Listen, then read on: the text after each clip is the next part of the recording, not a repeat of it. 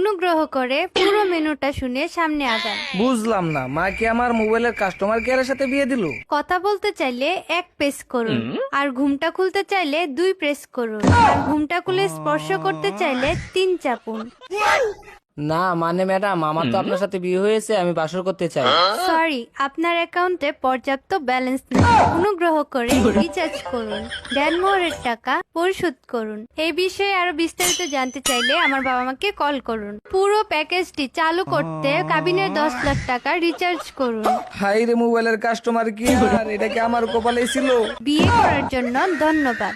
আপনার রাতটি শুভ হোক। তুমি সবসময় দরজা বন্ধ করো কেন বৌমা? আমাদের বাড়িতে না সবসময় কেউ দরজা বন্ধ করে থাকে না। আর তাছাড়া আমার বাবু পছন্দও করে না দরজা বন্ধ করে রাখা। তোমার যদি অসুবিধা হয় পর্দা টেনে দাও, দরজা বন্ধ করে রেখো না, ঠিক আছে? যত সব। কি বানাচ্ছ বৌমা? চা? আমার বাবু চা খায় না গো, কফি খায়। আমি ওর জন্য কফি নিয়ে যাচ্ছি, চাটা তুমি খাও। হ্যাঁ। কিরে, কোথাও যাচ্ছিস নাকি বাবু?